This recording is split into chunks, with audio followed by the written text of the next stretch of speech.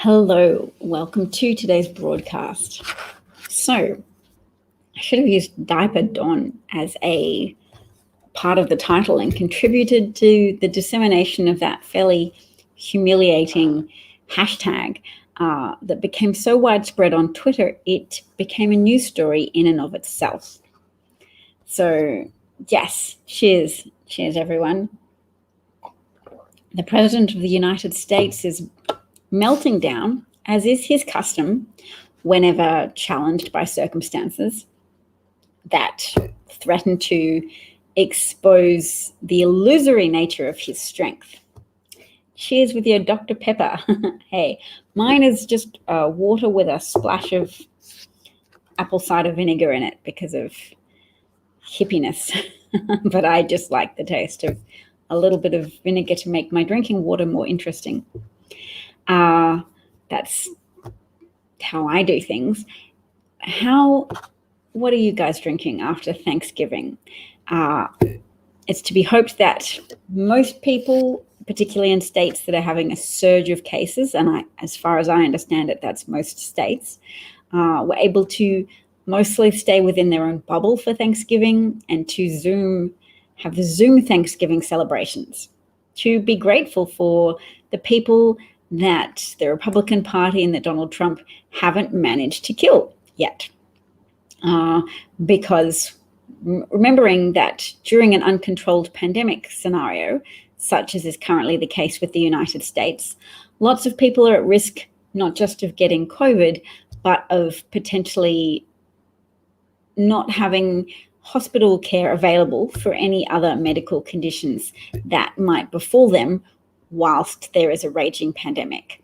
So if you have a sudden mass that needs to be checked out and biopsied in case it's cancerous, if you have a heart attack or a stroke or kidney failure, if you suddenly have enormous pains from kidney stones, there might not be ICU beds available to you. There might not be ICU beds available to your pregnant niece who has difficulties with her labor, who has preeclampsia that's so serious that she needs hospitalization. These are all the significant potential outcomes associated with a pandemic that has not been controlled, that is occurring in the absence of a national plan and in the absence of a national strategy to address and contain the virus, and instead has a series of disparate efforts by governors, many of whom are working to actively sabotage the efforts of public health officials and medical workers who are begging the public to take steps to modify their behavior to reduce the amount of viral transmission occurring in the community. So I hear that Ron DeSantis, the Republican governor of Florida, has again forbidden various cities in Florida from instituting their own mask mandates. So he's actively preventing people from mandating steps that are essentially the closest thing to a vaccine that you could have. Your best friend's uncle who has cancer is in the hospital with COVID as well and asked to be taken off everything, off ventilation and life support. Who wouldn't wear masks? And Doug Bear B987, thanks for sharing with me your opinion that I'm an idiot. I do like, and it is fairly novel, that someone who comes online to disparage me uses the correct grammatical form of you are in its contracted version. So I do applaud you for that. That's a relative novelty around these parts. As you'd know if you're familiar with trolling left fact-centered broadcasts, reality does have a bit of a left bias at this moment in history. Look, I won't deny it. There's moments in history where facts definitely don't have a left bias, because sometimes the left goes hard left and becomes communism, in which case governance itself tends to be organized around very totalitarian, authoritarian principles.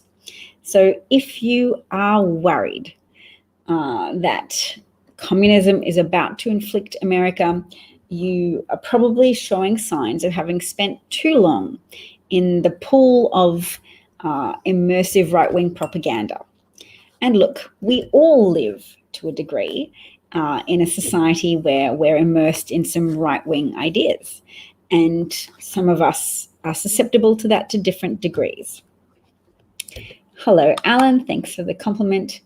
Oh, the family wouldn't wear masks before he was admitted to the hospital or after he was admitted to the hospital, or just at all times refused to wear masks. Sad. Sad because Donald Trump specifically deterred people from mask wearing by telling them that it wasn't necessarily a good idea, that mask wearing was a double-edged sword. He deterred people from wearing masks because masks are a potent visual reminder of the need to stay safe from an invisible danger. The invisible danger is a virus that can't be seen with the naked eye and that you have to use modern science to appreciate is a threat and is the reason why people are turning up to hospitals with difficulties in breathing and with additional strokes and heart attacks and conditions resulting from blood disorders. So the kind of hypercoagulability of the blood that is a known condition, a known association of this particular disease. It's making people's blood thicker. It's putting their kidneys through more work to filter their blood. It's making clots more likely to form, people more likely to have pulmonary embolisms, blood clots in your lungs that stop you from being able to have appropriate lung function, or blood clots in any of your organs that can travel to your brain and give you a stroke.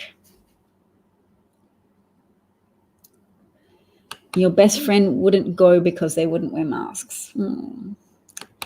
Good morning, Mr. Ed. Lovely to see you. Yeah, it's not good when people refuse to wear masks.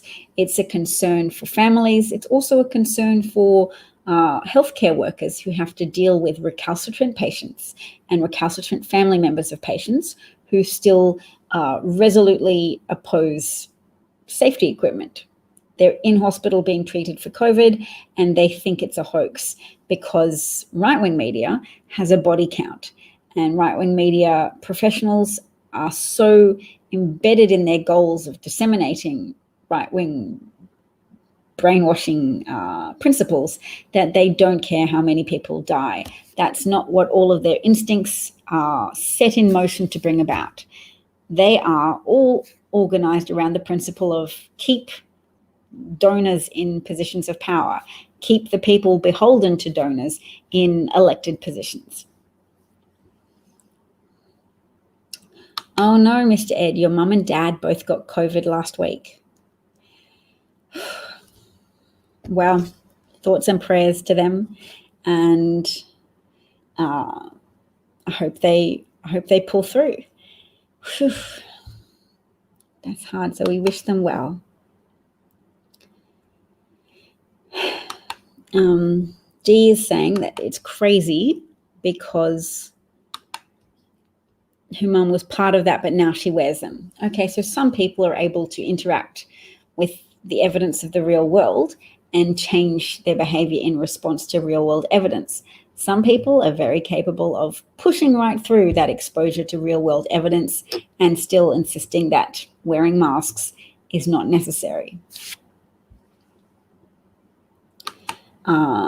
California sports fan points out that from a Washington Post article, athletes might get access to tests, frequent tests, whereas nurses might struggle. Yes, America often tends to be organized around money, and athletes generate income for people who show footage of games, etc. So they might get prioritized and privileged access to tests. I can imagine that would be the case. Dee is sending love and prayers to your family as well, Mr. Ed. Yes, indeed. The story that I have featured on the screen here is that an Iranian nuclear scientist, I don't know how to pronounce his name, Mohsen Fakhrizadeh, has been assassinated in Damavand, east of Tehran, which is unfortunate because I don't like scientists being assassinated so much. But I'll contextualize it with, I guess the fact that America withdrew from a treaty with Iran that was organized around the principle of discouraging or disincentivizing Iranian nuclear advancement, and that Trump withdrew from that. There has been, the Iranians have said, okay, fine, if we're not getting the reward of being within that arrangement, of having those promises, those mutual promises upheld and maintained, then maybe we will advance our nuclear technology further. But yes, I'm not super comfortable with assassination, largely because I see it as a precursor to war as well. So some people have been intimating that Saudi Arabia and Israel and the United Arab Emirates may be working together to launch a war on Iran, whilst America is going through this transition phase, and particularly this contested transition phase. So they're taking advantage of Trump still being in power. And of course, Trump is still very much an ally of any Middle Eastern despot or corrupt person whom he can derive advantage from by selling things to, taking a cut of things, and just generally behaving in a corrupt, self-serving fashion, rather than in a fashion which would uphold American strategic interests. Molly's here as well. Where's Molly? Alan says, good morning, Molly. It's hard to understand people. Yes, there's not just ignorance, but there's brainwashing. So not just that people are unaware of some things, they've been brainwashed to believe they've been brainwashed to believe so-called facts that are the opposite of reality. Oh, Pumpkin, you're the second person today who's been able to use the correct form of the accusative, you are, in its contracted form. So we've hit a streak of relatively well-educated trolls today, which is nice. And I think a more potent question to ask at this point is, where do you get your information to come here and troll my broadcast with assertions that I'm crazy?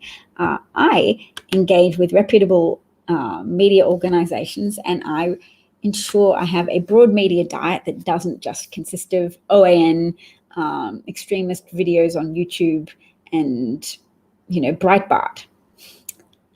So it's a bit scary to let the trolls know this, really. So maybe we should wait till the trolls have gone.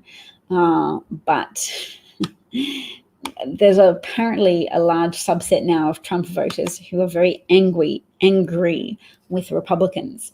They're angry with Republicans for not backing Trump's benighted bid to overturn the results of the US election. So Trump continues to insist that he has masses of information, masses of evidence, and the facts are on his side, when he asserts that Joe Biden couldn't possibly have gotten 80 million votes. He couldn't possibly have outshone Hillary Clinton in swing states. He couldn't possibly have beaten Barack Obama in other places.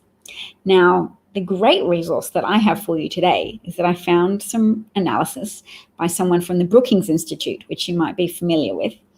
And he compiled various tables showing different voting demographics and how they voted in the US 2020 election according to exit polls.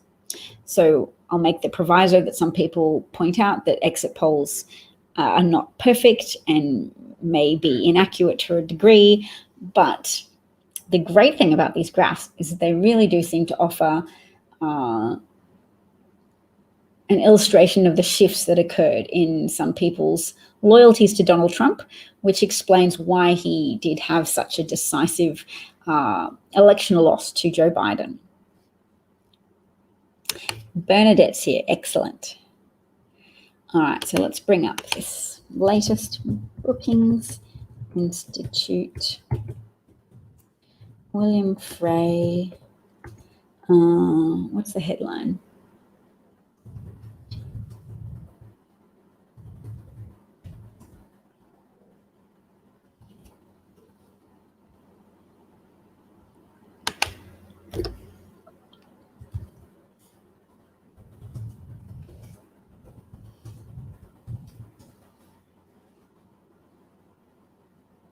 Okay, I found it. So it was published on the 12th of November, and it's called Exit Polls Show Both Familiar and New Voting Blocs Sealed Biden's Win.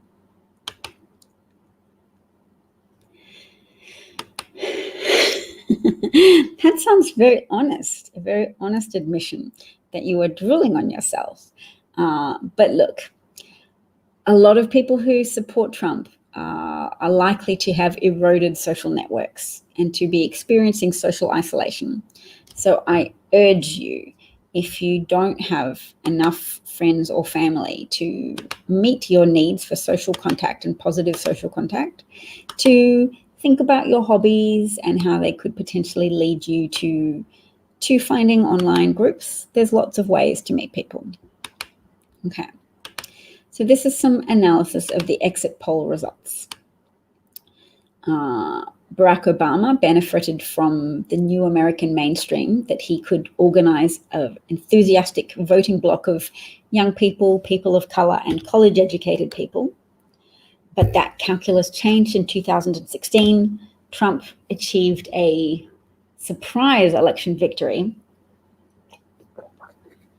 which I won't mention without mentioning that his campaign manager, Paul Manafort, was collaborating with a Russian intelligence officer by the name of Konstantin Kilimnik, because it doesn't get reported on much, and it's unfair to acknowledge what happened in 2016 without acknowledging that one particular campaign was cooperating with an adversarial foreign government and had a second campaign, one official campaign and one second covert campaign being run in contrary to American campaign finance laws, run in contrary to the spirit of the Constitution, run by Vladimir Putin and some intelligence officers with $1 million a month budget to expose as many people as possible on social media to disinformation and to psychographic micro-targeting of voters whom they identified as being vulnerable to changing their vote,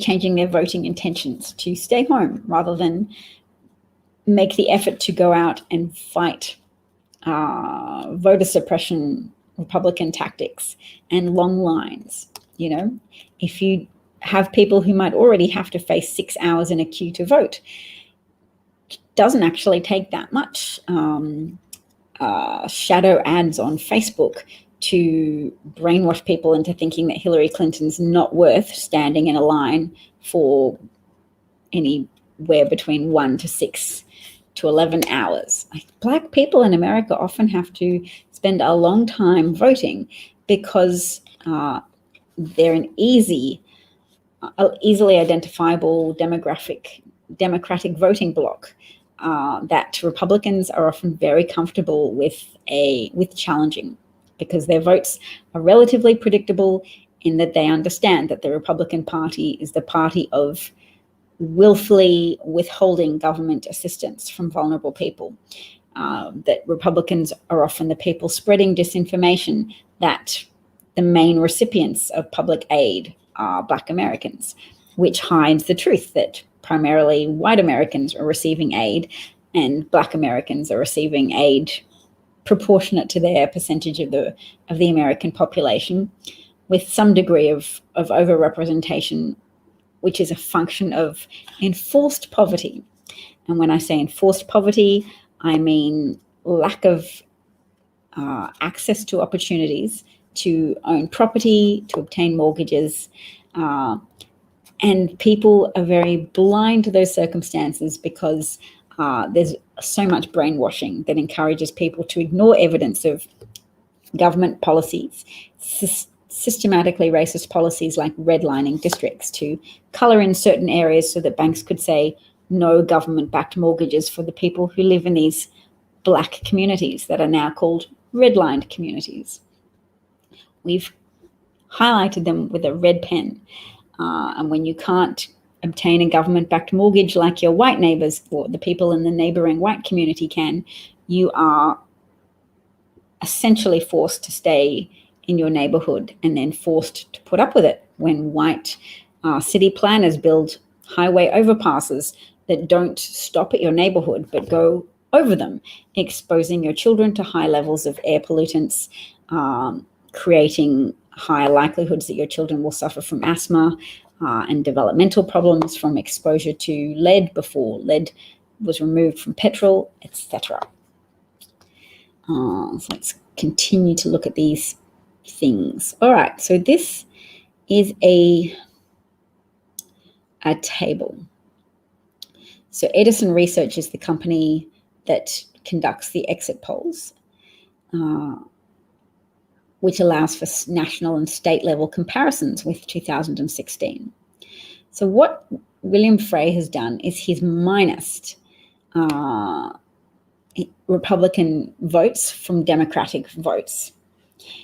So 2016 results are represented here in grey, and 2020 is represented in orange. So the higher value here is the margin of Democratic support over Republican support. So when you have a negative result here, you've got for white people, negative 20%, meaning 20% more white people support Republicans than the Democratic candidate in 2016. And that margin was reduced in 2020, 17% more white people supported the Republican candidate over the Democratic candidate. And if you look at the black voters here, there's a fall in support for the Democratic candidate. So the margin before was 81% in favor of the Democrat, only 75% in 2020. And so what's that? 6% fall.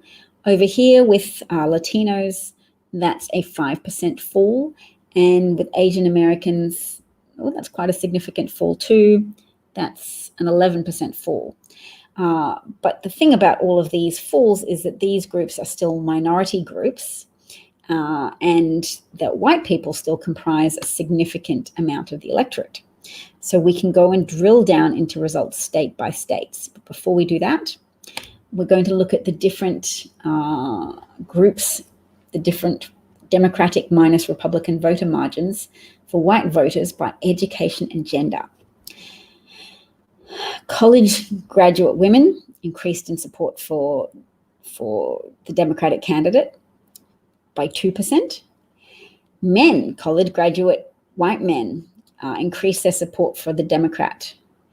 Well, I'll say swung towards, because really they're still in negative territory in that 14% or Democratic minus Republican support is negative 14% in 2016 and only negative 3% in 2020. So let's call it a swing away from Republicans of 11 points. That's still a biggie, 11 points. Non-college educated women have stayed exactly the same. White non-college educated women still have very high levels of support for the Republican candidate in both elections. Non-college educated men, bless your hearts, at least swung away 6 points away from Trump.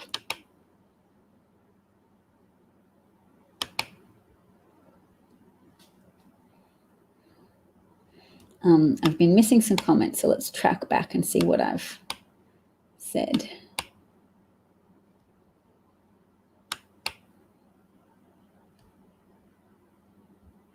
People are sick of Trump's grift and willful incompetence and active malevolence. Maybe they should take up pottery. Yes. Pottery's probably great, isn't it, Molly? You've got lots of experience in how pottery helps change people's lives. That's true. Exit polls wouldn't capture male votes.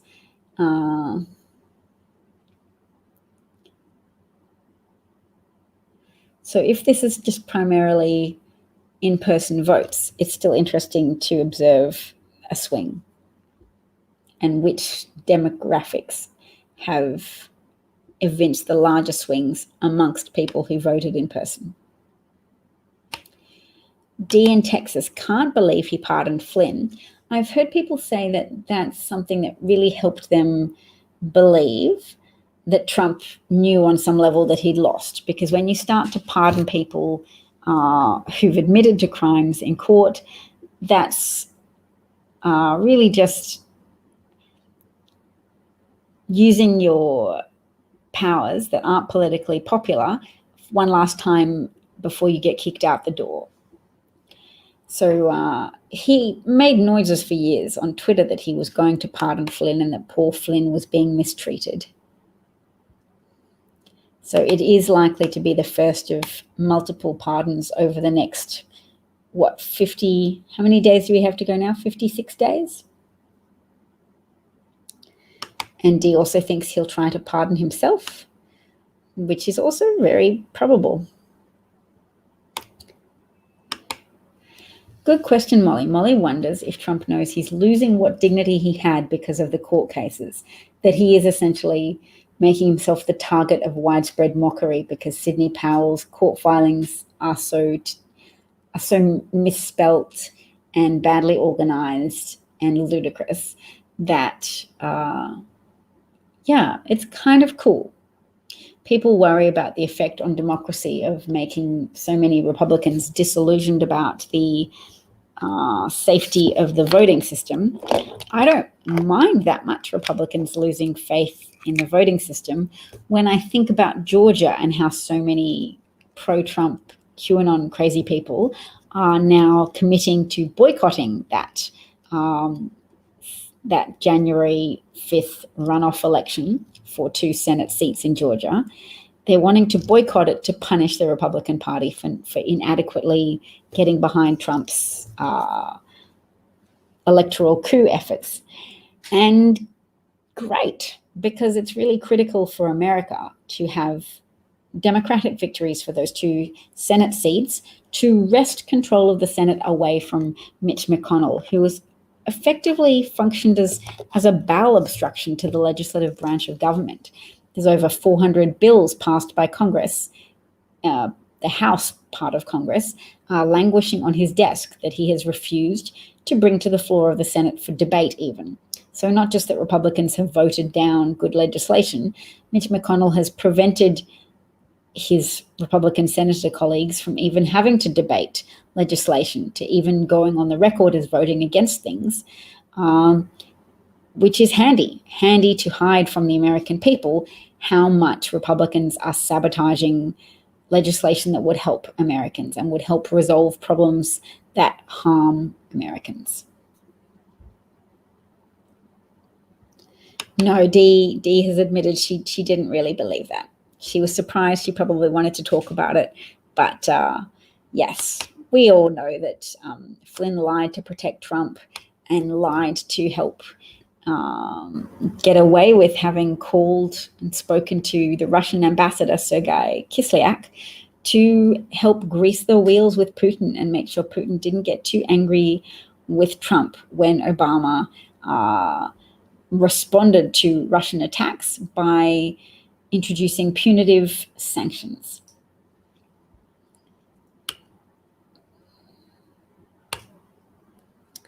Molly's got a pie hangover. What kind of pies did you eat, Molly? Yes, the Sidney Powell lady does appear to have some screws potentially a little bit loose. And certainly the cult of QAnon and the cult of right-wing propaganda has elevated Flynn into a cult hero. Interesting to live in a country where some people operate in a way that's so strongly detached from reality. And I sympathize with you, but there's a little bit of distance because I'm not entirely sharing your plight. So I can look at it and be amazed by it. But I realize now that there's this whole extra levels of emotional involvement that I just can't relate to, that would feel shame and frustration and embarrassment at sharing a country with people who are so resolutely committed to believing cult-style nonsense. Happy Thanksgiving to you too, Eric. I saw that, Dee. I couldn't believe it. It was so kind of you, and I really appreciate it. I think I messaged you back. I hope it sent through Patreon. To everybody who has signed on to be a Patreon, I'm very grateful and appreciative, because it's very validating for the effort I put in, and it's good to know that I am of some service to you all, that there is a value that you attach to what I'm doing in making these broadcasts. It does feel like being part of the resistance, and that we are in a equivalent scenario of, at least earlier on in the stage of Hitler's takeover of Germany and perversion of Germany's democratic processes. These despots and these demagogues get into power and typically burn the bridges behind them so that people can't extract them from the offices of power that they hold. And in Trump's case, he was not unlucky. It was great that America's electoral system is organized to be administered by states, and that Trump couldn't quite persuade enough Republican state officials to compromise themselves for him. I mean, he's still trying to make that happen. I think losing all the court cases makes it difficult.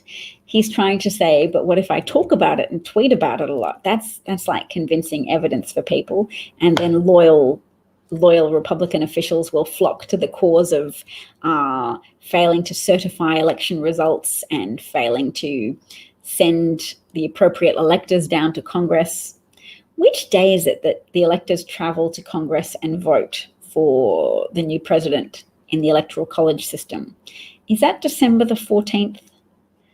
I saw Trump on the C-SPAN extract say something about how the facts were on his side, but time wasn't on his side. So he felt that he was very conscious of these deadlines of, if people don't do what I say, then my coup is not going to work.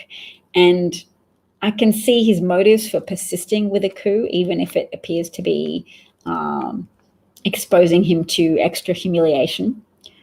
Who was it who suggested that Trump sit at a really humiliatingly tiny little desk today? Georgia's already certified their results, but they are doing an extra recount at Trump's request. So they did a manual hand recount, and now they're doing a machine recount. So even though Trump requested it, he's already disparaging that recount and saying, well, the Dominion machines are still recounting the ballots, so it's no good. I was watching C-SPAN, and he literally described the Republican Secretary of State, Brad Raffensperger, as an enemy of the people. That's what Trump was saying about a Republican elected official, which is extraordinary, but as we often say, not altogether unexpected when looking at an off-the-rails despot whose only goal is to enrich himself, keep as much power in his corner as possible, because that power also functions as a protective, insulating layer to protect Trump from the consequences of his incorrigible criminal behavior. Thank you. Yes, it is easy to become a Patreon. Yes, I mean, I haven't done it, but you guys have, so I'm imagining that you're acquainted with how easy or difficult the process is. Dee, you have a question for you. Phil wants to know how your best friends feel now about Trump. And it's your best friend is not a Trump supporter, it's their family. But the family are still probably Trumpers. Yes, I used to show some statistics from Navigator Research over and over again, in which when voters were separated into different groups, whether or not there were Republicans, independents, or Democrats, and then whether or not they knew someone infected with COVID. This was research published on the 22nd of April, and it said, with regards to Republicans, when they knew someone with COVID, there was still only a 5-point drop in approval rating for Trump. But with independent voters, if they knew someone with COVID, there was then a collective 15-point difference, a 15% fall in approval rating for Donald Trump. So people who weren't already brainwashed into accepting whatever explanation Trump has for how the virus is not his fault, how the virus is not real, people who are just conditioned, who so identify with white grievance politics of the Republican Party that Trump is still and always will be their savior, it's only 5% of those people will process the evidence of someone infected with COVID as being evidence that Trump didn't take the pandemic seriously. Whereas independents, more open to evidence, less enmeshed in brainwashed grievance culture. So they had a 15-point drop in approval rating. And I think that probably accounts for some of the 15% fall in, or 15% swing away from the Republican Party amongst various demographics that I was looking at. Molly ate 3 different kinds of pie: apple, pumpkin, and blueberry pie. That is a lot of pie. For D, most of your family are Trump people and it would make you sad. It would make me sad too. It would make me sad.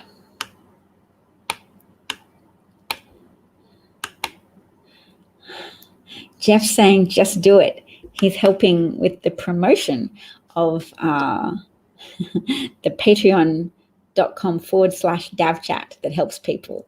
Bless your heart, everybody.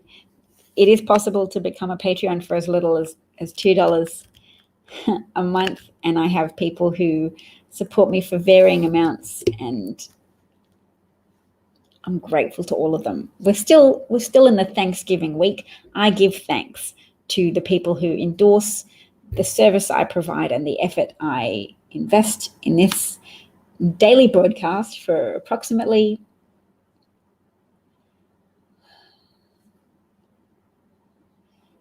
2 years. 2 years, most days of the week. Bernard, thank you, Dee.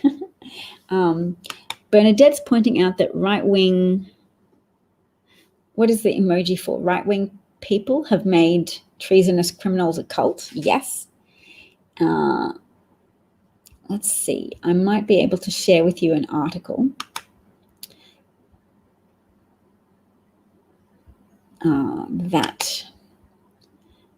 that highlights how long this brainwashing has been going on for, how long and how many decades. We can basically say since segregation. Do you know what? We can't. We have to go before segregation. The struggle is eternal.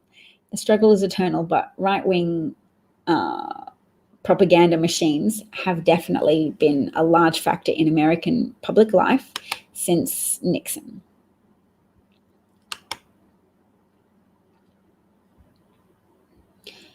So yes, there's the reporting from Politico on the fact that MAGA people are talking about boycotting the Senate runoff elections on the 5th of January in order to punish Republicans. And they're using derogatory hashtags about Kelly Loeffler. They think she's involved in helping Joe Biden cheat to win the election, which is just extraordinary. This is a point that I should make every time I broadcast, which is that there's no way to understand Trump's relationship with Russia without oil and climate politics, because they're likely colluding to destroy our planet's climate system, or I should just say to preserve fossil fuel profits by undermining the ability of the world to successfully collaborate on climate action.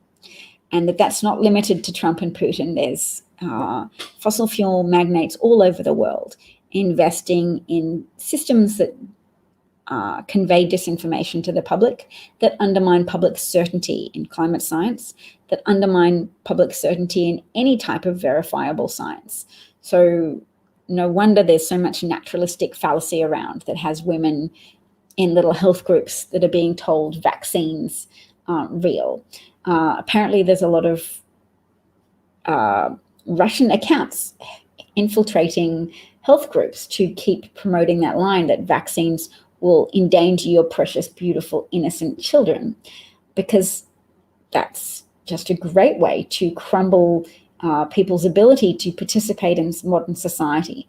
Modern society says, hello, here we are. We've achieved through the miracles of through modern science, the successful outcome of eradicating a lot of contagious diseases that harm children. And when you have women who've been conditioned to believe that that is harmful for their children, those women are now enemies of modern medicine. Those women are now staunchly opposed to government that says, no, really, we're alarmed that there's low uptake of vaccines. If you get below 93% vaccine adoption, then you will erode the ability of vaccine-induced herd immunity to function.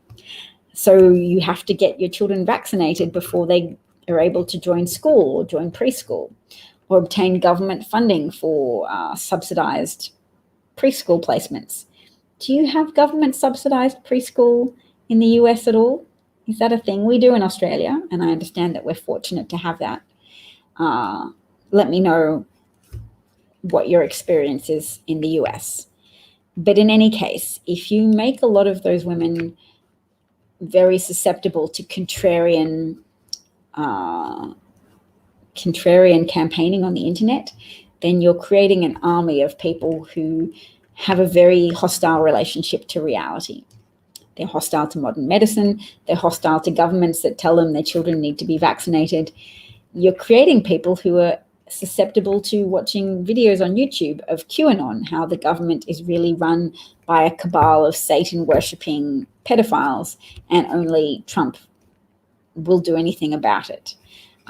So there was a Time magazine article that some of you might have read a while ago that was quite alarming in writing about women. I think some of them were from a Latino background, and they were saying if Joe Biden got into power, that they would potentially go and turn the gas on in their car and die of carbon monoxide poisoning with their children, because they'd be so concerned about the travesty and the devastation of having Joe Biden in power. And that level of craziness, that level of conviction, that it would just be so terrible to have a Democratic president in power who would actually be very interested in instituting policies that would help those women and would help improve people's lives across the board. So yes, Alan agrees that it's the 14th of December that the electors will go to Congress and submit their votes for the president-elect Joe Biden. D is in the city now, but was born and raised in a small Texas oil town, and it's bad in the rural areas. I believe you. Jeff is arguing that the Homeland storyline applies to the Trump administration. I hadn't heard of any parallels with that show before, so that's new. Oh, it's Sheldon's birthday on the December 14th. Interesting.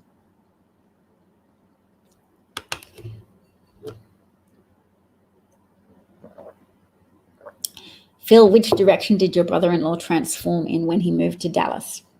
Because Dallas is a big city. Does that mean he became better? And I'm not sure, is Big Spring is a rural area? I'm not familiar with it. So yes, oops. Oh, wow, I've just realized when I clicked on something, I had the opportunity. Oh, wow. I'm not doing this to you,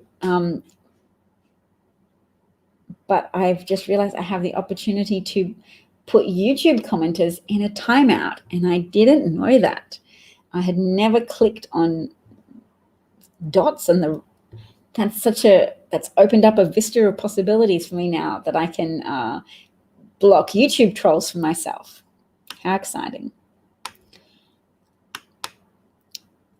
Dee couldn't get out of that small town fast enough, graduated in 1992 and headed to Dallas. There you go. So, wow, so moving to Dallas had a good effect on your brother. That's awesome. He switched from Republican to Democrat.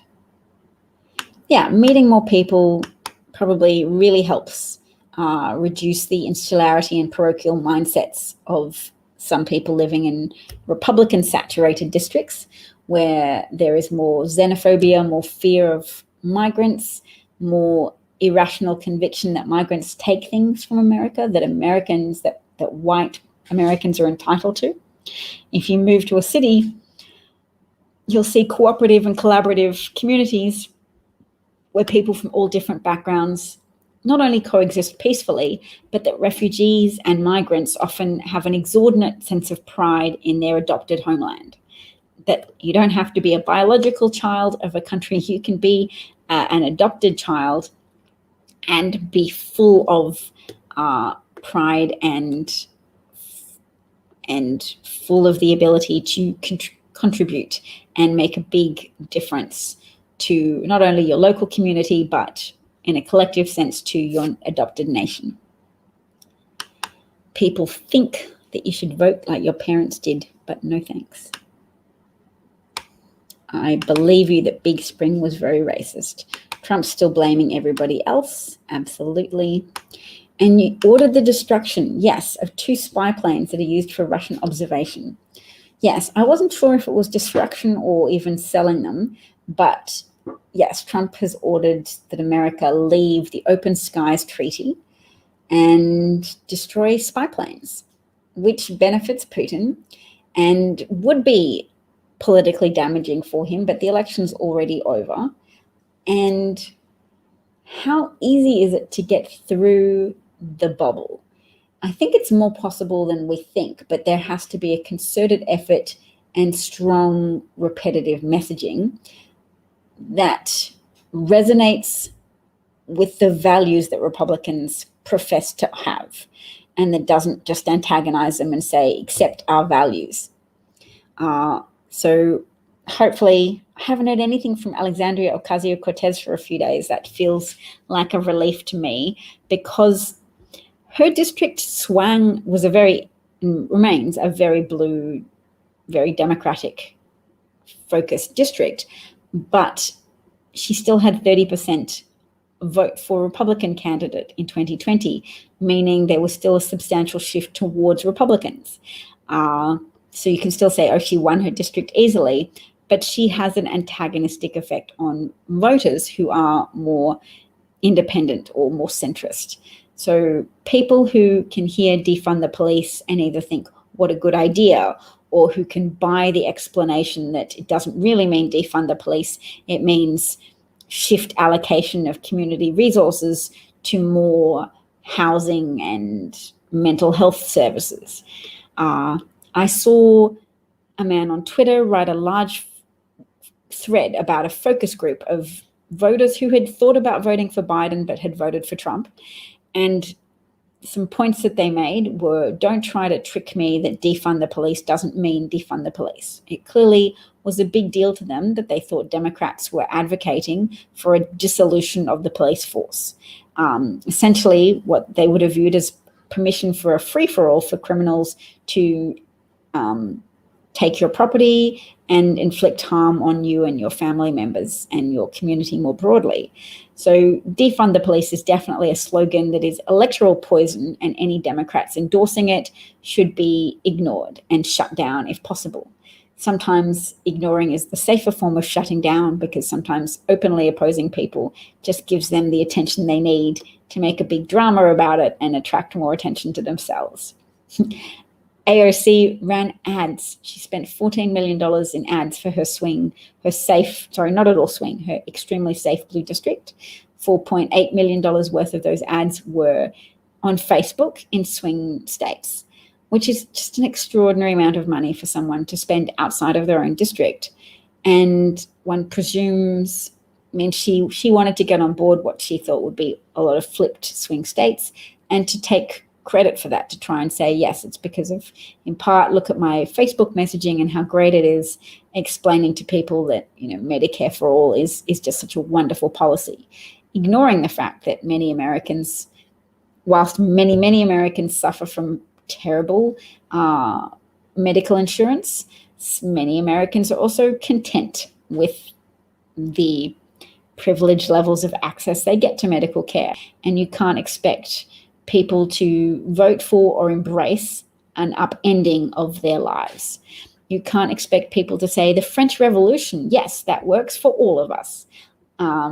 Those people who do bring out guillotines and people who do chant, eat the rich, those people are not an appropriate part of building an additive coalition. Those people can have politic hobbies to themselves in some corner of the internet, but where we can separate ourselves from them, the more the merrier, I think. I mean, the greater distance, the better. You have Head Start for preschool, but it's more for lower income families. Okay. Wow, so your brother-in-law is now a socialist Democrat. He used to be a hard right Republican. That does go a little bit with horseshoe theory, which says sometimes the authoritarians are drawn to either the far right or the far left, and that they have some overlap on a Venn diagram of despots, communists, or socialists are associated with very, very high death tolls. Phil would love to see the transcript between Putin and Trump. I'm imagining he's done his best to destroy that as much as possible, but it will be great if it turns out there are some records maintained, or if the translator can recall things that were said between Trump and Putin during meetings. Of course, Putin speaks English as well, but they still usually do have a translator present, don't they? Alan says, save the planes. We may not be able to do that, Alan. But I understand that that is horrifying, and it is horrifying, I agree. Was it always a Putin translator? I thought sometimes there was an American translator present as well.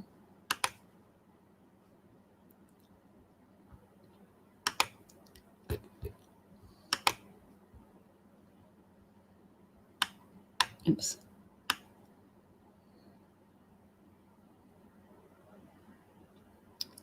Okay, so this is an article that was published in 1995 by somebody by the name of Parry. And he and his colleagues were treated very brutally for reporting on Iran-Contra. But their work ultimately shamed congressional Democrats into investigating.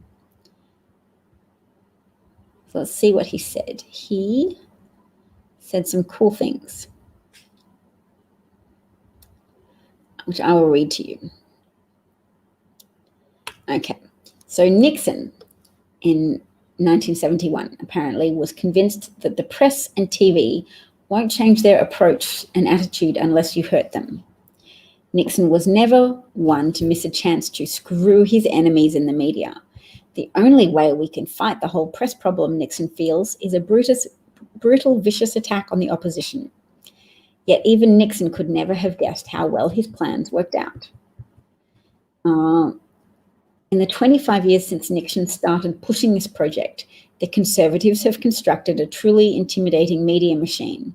It ranges from nationwide talk shows by Rush Limbaugh and scores of Limbaugh wannabes to dozens of attack magazines, newspapers, newsletters, and right-wing opinion columns, to national cable television networks propagating hardline conservative values and viewpoints, to documentary producers who specialize in slick character assassination, to mega-buck publishing houses that add footnotes to white supremacist theories and a veneer of respectability to journalistic fabrications, and even to narrowly focused organizations that exist simply to hurt the mainstream journalists who still won't toe the line. The The conservative media machine now rivals and may well surpass the power and influence of the old line press. This right-wing media machine holds sway over much of the national agenda, deciding which ideas and individuals are accepted and which are marginalized. Through constant repetition, the machine has focused public anger on welfare recipients, on ghetto residents, on immigrant populations, and most notably on Bill and Hillary Clinton. The machine has turned out conspiracy theories about Vincent Foster's suicide and spread lurid tales about the Clintons' personal lives. Right-wing news outlets shaped parameters of the national debate and contributed to Republican congressional victories last November. And when I say last November, I'm still reading extracts from this article, which was published in 1995. And he wrote, despite the power of the right-wing media, conservatives still espouse the Nixonian notion that they are picked-on victims, persecuted by the liberal press. The myth of the liberal press is a motive. The right's persecution complex is the psychological basis for how it treats political opponents. In 1994, Limbauer advocated only enough mercy to leave some liberals alive as artifacts so we can show our children what they were. Wow, that's hardcore from Rush Limbaugh. Conservatives spent hundreds of millions of dollars from a variety of deep pocket patrons. Though precise figures are hard to come by, during the Reagan-Bush years, the emerging conservative media served as a Praetorian Guard, even when that meant supporting outright lies. Reagan administration created a public diplomacy bureaucracy, which collaborated with conservative press. This unprecedented operation was based in the National Security Council, overseen by CIA Director William J. Casey, and staffed by psychological warfare experts, specialists from Fort Bragg. The article's author, his name is Robert Parry. He details his own brutal attacks by right-wing disinformation machine during Iran-Contra. He wrote, conservative media's success in containing Iran-Contra and turning mainstream press against those who sought truth marked a significant shift in national power. Just as Watergate proved the constitutional system worked and not even the president was above the law, the outcome of the Iran-Contra scandal established the opposite. With enough money and meanness, a conservative president could violate the law and get away with it. There are also no easy answers for getting honest journalism back on track. To a degree, much depends on how many risks mainstream journalists will take in the name of their profession. But those who do will surely encounter strong pressure to go with the conservative flow. For a turnaround to happen, there must be a vibrant alternative media dedicated not to partisan politics, but to principles of honest investigative journalism. We, Heidi says, the journo activists are the alternative media, speaking truth to power without bowing to corporate overlords. Yeah, that's nice. I'm sure Nixon never could have imagined, she writes, the right-wing disinformation machine he helped create would end up working in tandem with Russian military cyber attacks on America. But it happened. Russian IRA accounts reached 126 million Americans through Facebook. Twitter reports 1.4 million people were in contact with IRA. The IRA here is not referencing the Irish organization. It's referencing the Internet Research Agency, the agency organized by Putin to attack America. Oh, and there's a picture from the Mueller report. Oops.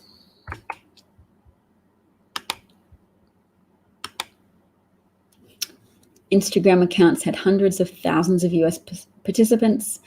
Internet Research Agency controlled Twitter accounts had tens of thousands of followers, including US political figures, multiple political figures like Michael Flynn, who retweeted IRA-created content. In November 2017, a Facebook representative testified that Facebook had identified 470 IRA-controlled Facebook accounts that collectively made 80,000 posts.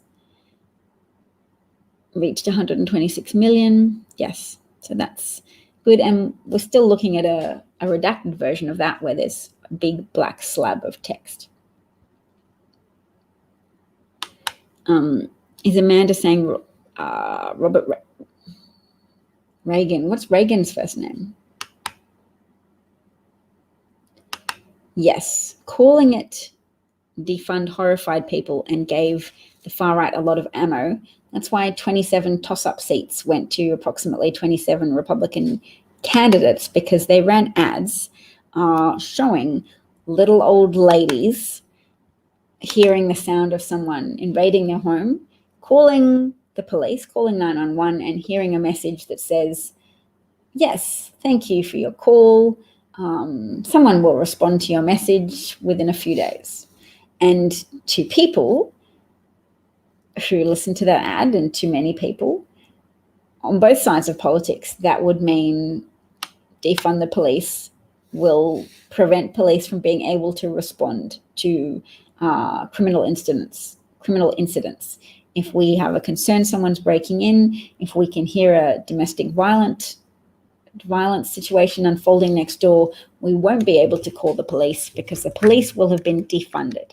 So I think it's important for people to realize that the straightforward understanding of defund the police is the understanding that people get, and there's no point trying to overlay a more sophisticated, nuanced analysis over the top.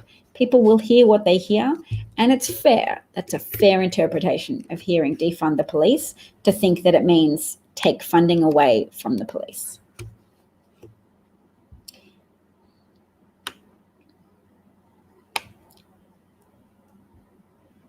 Ronald Reagan, yes. And yes, Bill Barr was involved in burying Iran-Contra complicity as well. And it would be great if journalists of the modern era help encourage congressional Democrats to do the awkward, uncomfortable thing of investigating Bill Barr and impeaching him. Your mother voted for Trump because of defund the police. Yes, it is a very damaging slogan. Most people share that conviction. And even the people that are oppressed by police activity might still agree that some policing is needed. They just don't want the police to harass and kill them. And defund the police isn't appropriate for... defund the police is a collective punishment slogan that essentially says police are irredeemable, that all police will try to kill African Americans, and there is no possibility for reform, so you should abolish and defund the whole institution. And very few people are on board with that as a solution. He was big on trickle-down economics, which is the way that selfish people and selfish politicians who are taking money from the selfish wealthy people launder the idea of just not sharing wealth and not contributing back to the society that has enabled your wealth to grow in the first place.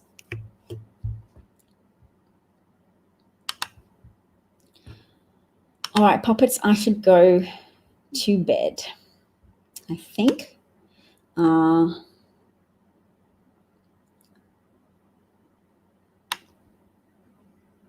But yes, 2 years of intensifying Russian efforts to criticize Hillary Clinton definitely took a toll on the election results.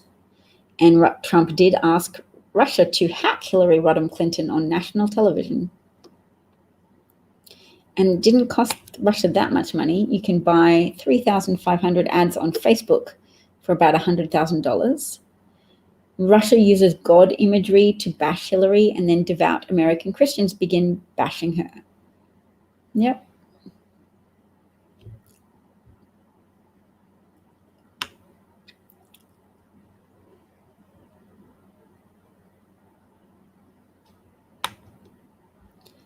Apparently, it was all quiet on November the 9th on the Twitter front, and the bots were not as rampant. That's very interesting. So they were like, let's have a little holiday. We succeeded. Trump Jr., Michael Flynn, Brad Pascale, and Trump retweeted propaganda created by the Russian military campaign. Yep. All right, Trump's tantrum is trending.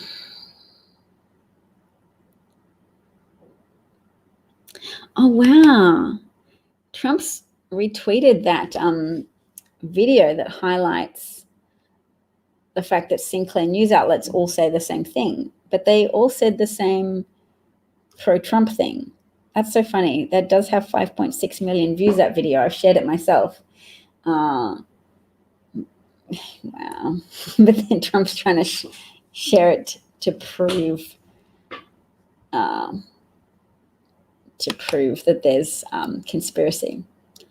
Well, there we go. We might have to watch that video ourselves. It's good. I'm not discounting it just because Trump shared it. It's true that pro-Trump Sinclair news stations have forced all of their newsreaders to recite similar material.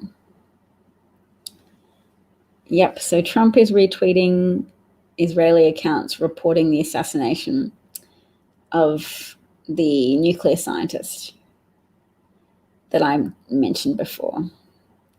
Now, Trump's tweeting that a lot, which is concerning. And oh, here's the video. Okay, we ready? Hi, I'm Fox San Antonio's Jessica Headley. And I'm Ryan Wolf. Our greatest responsibility is to serve our Treasure Valley communities, the El Paso, Las Cruces communities, Eastern Iowa communities, Mid-Michigan communities. We're extremely proud of the quality, balanced journalism that CBS 4 News produces. But we are concerned about troubling and irresponsible, one-sided news stories plaguing our country. The sharing of biased and false news has become all too common on social media. More alarming, some media outlets publish these same fake stories without checking facts first. the sharing of biased and False news has become all too common on social media. More alarming, some media outlets publish these stories simply aren't true without checking facts first. Unfortunately, some members of the media use their platforms to push their own personal bias and agenda to control exactly what people think. And this is extremely dangerous to our democracy. this is extremely dangerous to our democracy. This is extremely dangerous to our democracy. This is extremely dangerous to our democracy. This is extremely dangerous to our democracy. This is extremely dangerous to our democracy. This is extremely dangerous to our democracy. This is extremely dangerous to our democracy. This is extremely dangerous to our democracy. This is extremely dangerous to our democracy. This is extremely dangerous to our democracy. This is extremely dangerous to our democracy. This is extremely dangerous to our democracy. This is extremely dangerous to our democracy. This is extremely dangerous to our democracy. This is extremely dangerous to our democracy. Lordy.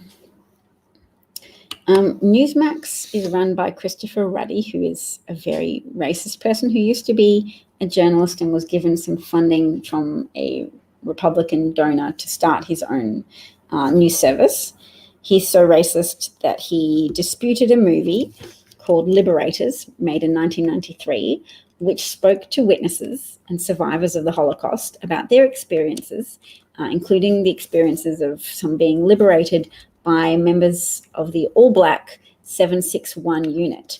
And Christopher Ruddy wrote a whole piece about how they were mistaken, those survivors weren't able to tell the truth, and that it was a politically correct beat-up and misrepresentation of what had happened, and that it couldn't possibly have been the all-black 761 unit that rescued Holocaust survivors because they were fighting somewhere else.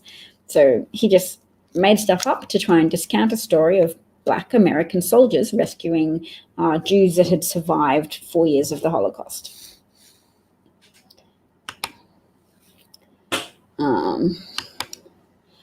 No, I didn't see Andrew Cuomo be terrible to a reporter. Nope. And Sinclair is a right-wing organization that spouts brainwashing material like we just saw to brainwash people into supporting Trump. We did elect, well, not me personally, but you guys, 80 million of you elected a much better person in service of your country. Yes, Sinclair is dangerous to your democracy, but it endangered it to the tune of helping 74 million voters vote for a mass murdering, kleptocratic criminal person and his corrupt administration, whereas 80 million people, thank the Lord, were able to see through the outright lies and were able to engage with the on-the-ground lived experience of the devastation of the COVID virus, the COVID pandemic, and the economic harms that followed. And the fact that Trump prolonged that economic pain and prolonged the dangers to individuals by downplaying the virus and also failing to deliver a national response.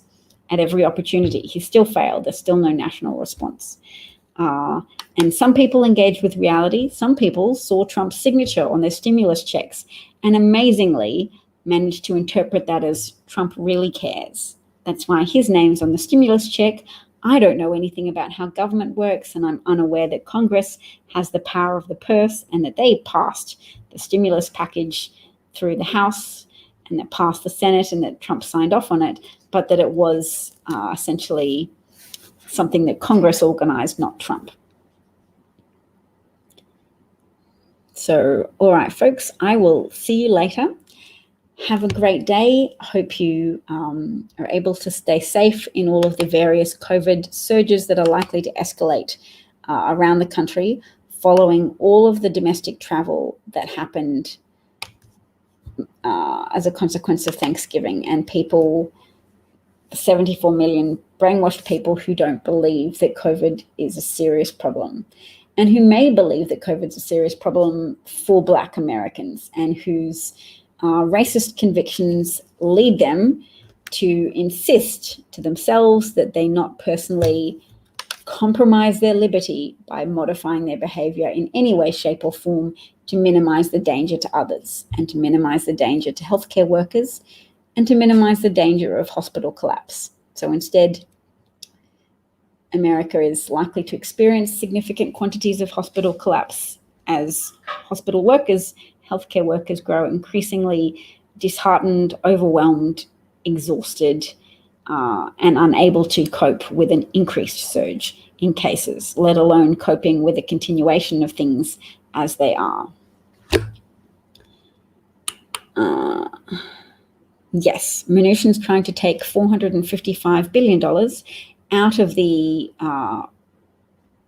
pot that remains from the CARES Act and put that back to Congress so that it would then take more work and more agreements and negotiations between Republicans, who, as we know now, are very stoutly opposed to stimulus measures for the American people, are opposed to relief payments, are just inherently politically opposed to giving people money to get through times of crisis. They don't think that's how things should work. They think people should go bankrupt and wealthy people should then be allowed to swoop in and buy up all of the repossessed homes for cheap prices. Molly's going to stay home and eat leftovers for the next week. Sounds great. Thanks, Phil. Your brother and his whole evangelical family have COVID. Gracious. And how are they feeling about that?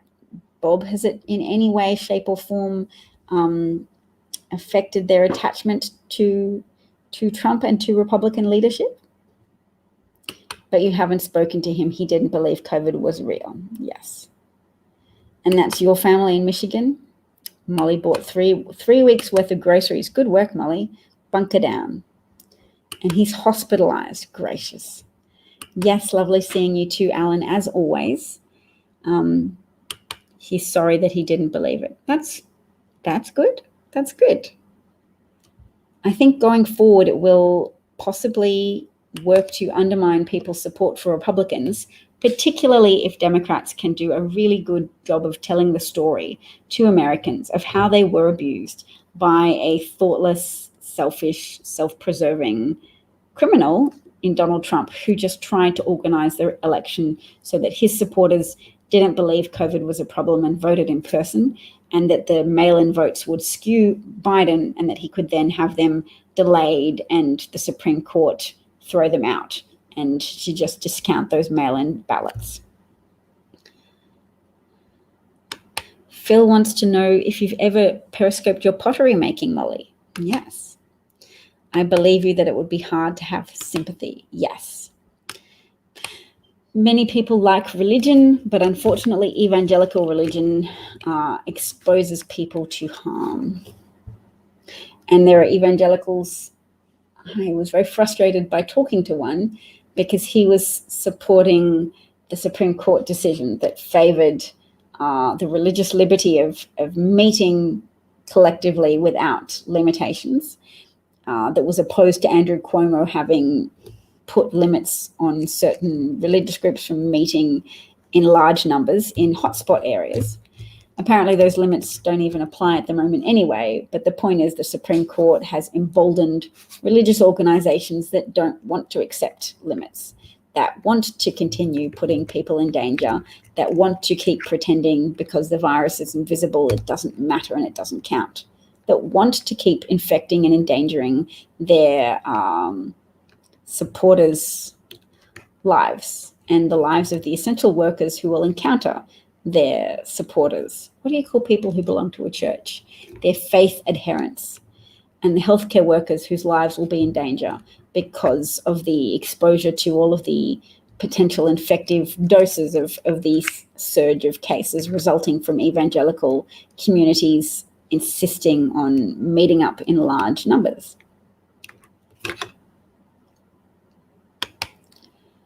Your non-COVID believing brother got COVID and only found out because of leg pain with no other symptoms. Interesting. He has 8 children and they believed their dad. Yes. And when you say it's a beautiful process to watch, you're talking about the pottery. You're not talking about the process of watching people get COVID. Because, of course, when there's high rates of community COVID, then anybody can easily get it. It becomes very difficult to avoid it. So we can't just shame and stigmatize people who get it, because we know some people's recklessness is responsible for the spread. But if we make just COVID infection in and of itself become shameful, then A, we're deterring people from getting tested from it, and we're shaming people who don't deserve it, because there'll be people who took every precaution they could possibly take, but because of such high prevalence in the community, were unable to avoid ever being in contact with somebody who had it.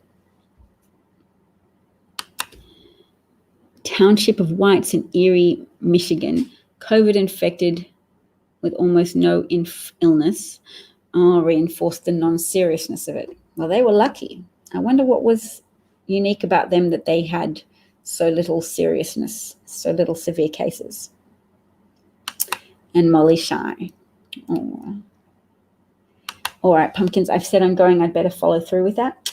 Thank you so much for your time and attention today, as always. Please keep up the good work of sharing information with Georgians and encouraging each other to stay sane and safe during a difficult time. Bye, Bob, Jeff, Phil, Walter, Molly, Amanda, Alan.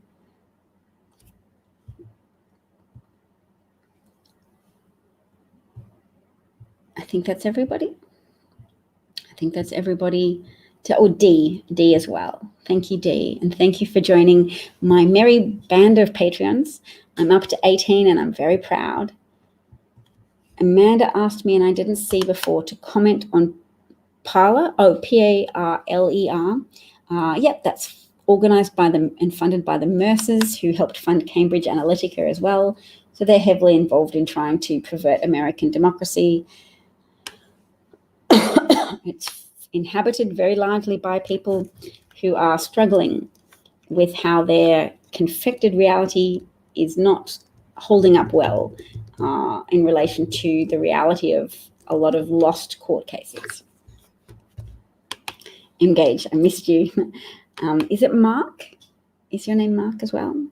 Cheerio. Bye, mate. Take care. Show of hands. Oh, Phil's still trying to encourage Molly to show pottery making just with your hands because you like watching clay. I'm picking up. And it is Mark. Good to know. Bye, Mark. Bye, everybody. Take care. Stay safe. Stay safe.